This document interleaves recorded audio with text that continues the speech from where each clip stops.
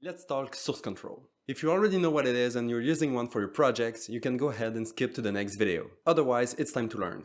But what's a source control? It's a little software that gives you the possibility to make backups of your project. And it comes with a few tools that makes it easy to do some back and forth between the versions of your files and show you what are the differences between them. There are a few source control software on the market, but which ones are the best? The short answer is either Git or Perforce. Git is, by far, the most used source control in the industry, and it is the one that we're gonna use for this series. But I also wanted to mention Perforce, since it's the best source control to work with Unreal Engine. But since it's more complex to set up a server for this one, we're gonna stay with Git. So, bye bye Perforce. To download Git, we simply click on Download. Then I'm gonna select the 64-bit version for Windows. Click Save and wait. Once the download is completed, we can launch the installer, click Run. Once the setup is open, we can click on Next, Next again, Next again, Next, Next, Next, Next, Next, Next, Next, Next, Next, Next, and Install. Here we go, we can now wait.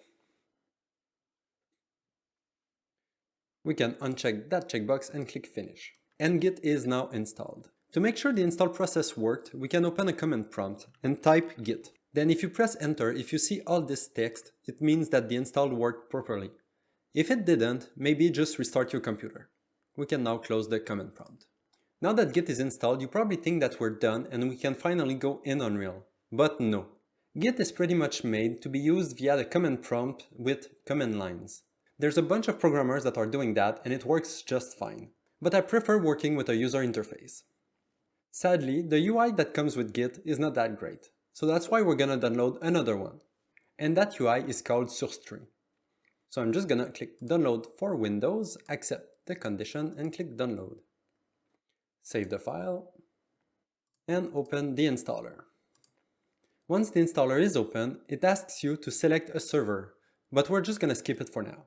Then it suggests to install Mercurial, which we're not gonna do, so I'm just gonna uncheck this and click Next. The next step is to type your user information, so your username and your email, which I already done, and I click Next. After that, there's a little pop-up here that shows and asks you if you have an SSH key, just press no. And finally, the UI is open. We now have Git installed on our computer, and we can use Sourcetree to execute our Git commands. But there's still one thing missing. We need a server. We need a place somewhere to keep all the versions of our files. And again, we have a bunch of options. The main ones are Bitbucket, GitHub, and GitLab. They all come with upsides and downsides, but they are all pretty good. In my case, I prefer Bitbucket, so this is the one we're gonna use in this series. But you can use any of the other ones if you want. So let's focus on Bitbucket. Here we have to click on Get It Free, which open another page. On this page we can skip Jira and simply click on Next. And we're now on the sign up page. You can create your own account, but in my case I already have one, so I'm simply gonna click on Login. I'm gonna enter my informations and click on Login. This is our Bitbucket account. Right now there's nothing in it, so we're gonna create a new repo. Let's click on Create Repository. Here they're asking you the project name and the repository name. The project name can be anything you want, so let's say Tactical. And in my case, the repository name, I'm gonna enter the same name, so Tactical also. I'm gonna make sure it's a private repository. Do I want to include a README file? I don't want to, so I'm select no. The default branch name is gonna be main, which is fine. And I want to include a gitignore file. Yes, recommended. So let's click on Create Repository. Here we go, this is our repo. We can see the first commit with the gitignore file that was created by Bitbucket. We're gonna come back to it later. But for now, it's time to link it to our source tree. To do that, we have to click on Clone in the top right corner, and then we can copy the link to our repo by clicking the Copy button. Then we can go back in source tree. In here, you have to go in the Clone tab and paste the URL. Here you might have an Atlassian window that pops open. It will ask you to log in to your Bitbucket account, so you can just add your info there. And once you're done, Sourcetree should tell you that this is a valid Git repository, right here. The next step is to tell it where you want to clone that repo on your computer. And it's also going to be where your Unreal project is going to be. In my case, I'm going to paste it in W technical. And then I'm going to click on clone. And now our repo is open in Sourcetree. We can go in the history tab to see that the initial commit is also there, the same thing that we saw on Bitbucket, and it contains the gitignore file that we're going to come back to it later. So now I'm going to quickly go through all the useful features in Sourcetree. But first, if you go on your computer where you clone your repo, you can see a Git folder that might be hidden on your computer. And you can also see the gitignore file that was created by Bitbucket. And this is how it works. Git is going to constantly analyze that folder and check all the possible changes that happened. Let's say I create a new file here, new text document. I can go back in Sourcetree, wait a little bit, and we can see that in file status, it detected that there's a new file. The purple question marks on the side indicates that it is a new file. The unstaged file sections is where you can find all the files that were modified or added or removed on your computer. The staged file section is where you're going to add all the changes that you want to send on the server. In my case, if I want to send a new text document to the server, I can select it and drop it into the staged file section. Then I can type a new comment that explains my changes, so added a new text document. And then I can simply click on commit. Sourcetree goes back to the history tab and show you the new commit you just did. But be careful, this commit is not on the server yet. And this is because Git works in two steps. The first step is to take your changes, put them into a list, and then send that list to the server. And this is what we're going to do by clicking on the push button here in the top left corner. So we click on push and then we click on push again. This is sending the files on the server. But let's say you don't want to do it in two steps, because it's a bit annoying, I agree. So you can go back in Windows and create a new file. So I'm going to create a new text document 2. Then in my file status, the new text document 2 should appear, and I can stage it. I can either drag and drop it, or I can click on the button, so stage all or stage selected. Then I can create my comment, so new text 2. But before I click on commit, I'm going to check the push changes immediately to origin master, which means it's going to push it to the server. And then I'm going to click on commit. It's going to take a bit more time, but it's going to push it directly to the server. Now you know how to add files to the server. The next step is to delete a file from the server. The steps are pretty much the same. So let's say I'm going to select and delete new text document 2, go back in Sourcetree. In file status, I can see here that there's an unstaged file. The unstaged file is my new text document 2, and there's a missing icon on the left. I can stage that change, write a comment, delete file, and click on commit. Here we go, now the file is removed from the server. The next thing you can do is edit a file. So I'm going to open that text file into Notepad and type some text. Save it. If I go back in Sourcetree, in file status, it should detect a changes. Here I can select my new text document. Since it's a text file, I can see what changed in it. So I can see my text, type some text. From here, I can drag it into the stage file, add a comment, and click on commit. My file is now modified on the server. And obviously, you can do multiple changes at the same time. So let's say I'm going to add a new text document again. I'm going to open my text document with type some text in it. I'm going to add a few lines in there, a few nothing, and save it again. If I go back in Sourcetree, we have two different files that changed. First, we have the new text document that is modified, which contains more text in it. And we have the other text files that was just added. We can stage all those changes, write a comment, and click on commit. But what if you changed your mind and you didn't want to push the files on the server and you want to revert all your changes? Well, it's simple. Let's say I deleted that file on my computer. And let's say I deleted all those lines in that text file. I'm going to go back in Sourcetree. it's going to show me that something's changed. First, that file was deleted. Okay, what if I don't want to delete it anymore? I'm just going to right-click on it and click on discard. Then accept. The file should come back. Here it is.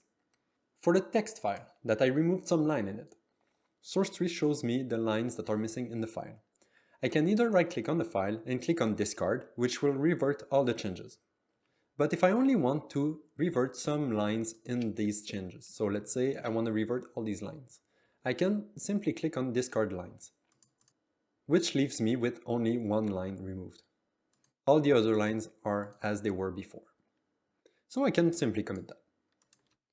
One change and click on commit. And there's one last thing I want to show you. It's not a feature, it's more something that is a bit annoying with the tool.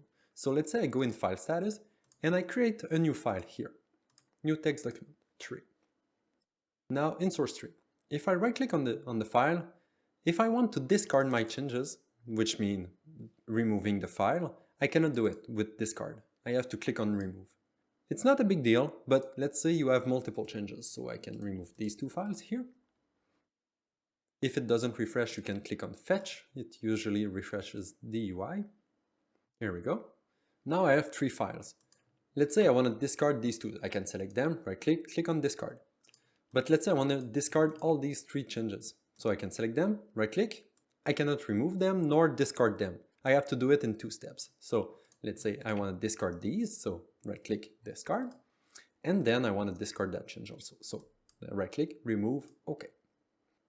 And that pretty much covers everything we're going to use in Sourcetree.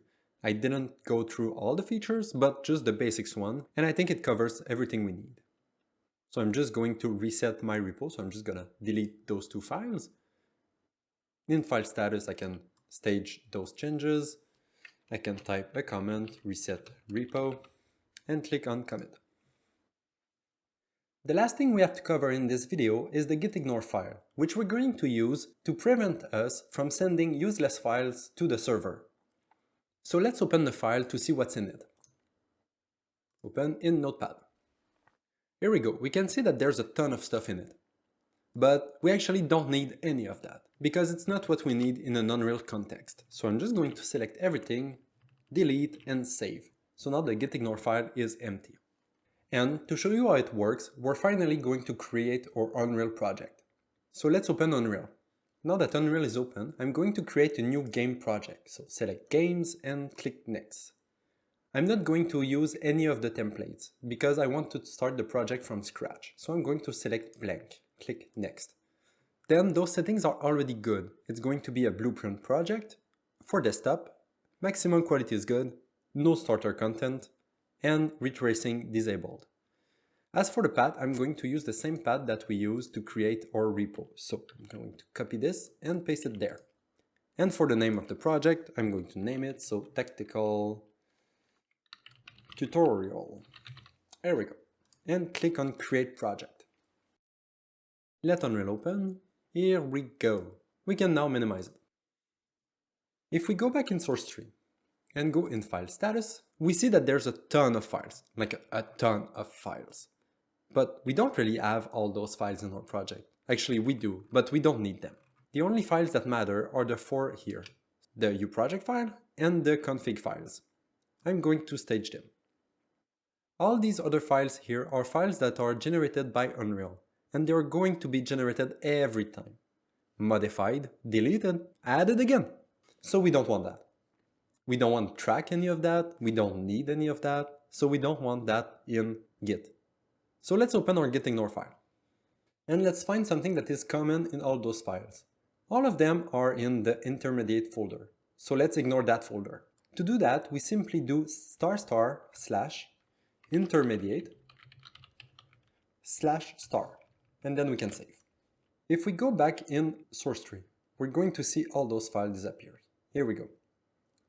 But there's still some, and they are in the saved folder. So we're going to do the same thing. So on the new line, we simply do */ saved /* save. And then if we go back in Sourcetree, we see that we don't have any generated files anymore. They are not deleted from your computer. They are simply hidden in Git.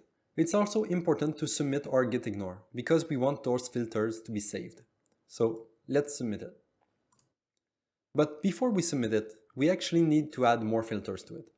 We don't have any other generated files right now, but I know that there's some that gonna pop up in the future. So that's why we're gonna add them right now. And here's the list. I'm just gonna paste it here. So we have the build folder, which is going to contain build stuff that we don't need. We have the binaries folder that we don't want to submit on the source control. The Android ASTC folder is going to contain any build that you're going to make for Android. It's the same thing for the Windows No Editor folder and the Windows folder. And the derived data cache folder is the same thing as the intermediate and saved folder. It just contains a bunch of files that are generated by Unreal. So let's save all that, go back in Sourcetree, and submit our changes. Here we have the gitignore file again, because it changed since last time we staged it, so I'm just going to stage it again. It's going to merge all those changes together. And then we can write our comment and commit. So the comment's gonna be project creation and gitignore setup. Here we go, we can click on commit. So how does that affect your work in Unreal? Well, it doesn't actually. You simply do your work in Unreal, and once your day is done, or the feature is done, or maybe like you worked for 2 hours and you don't want to lose your work, you can simply go back to Sourcetree and submit your files to the server. Before we end this video, there's one last thing that I want to show you, and it's pretty nice. And it's also in Unreal, so let's open it. In Unreal here, I'm going to create a new asset. It's going to be a blueprint class of type actor, it doesn't really matter, that I'm just going to save the asset.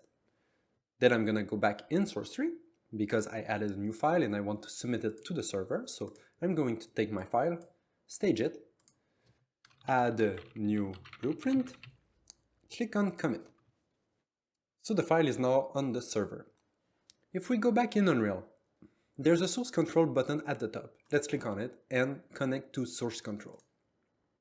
In the drop-down menu, I'm going to select my source control, which is Git, and accept all those settings. Now that we're connected to source control, we're going to open the blueprint. We're going to go in the event graph, and it doesn't really matter, we're going to move stuff around. So let's say I'm going to move that one here, that one here. Let's say I'm going to make a little line there. Here we go, that's it. I'm going to save. Close the blueprint. That's it.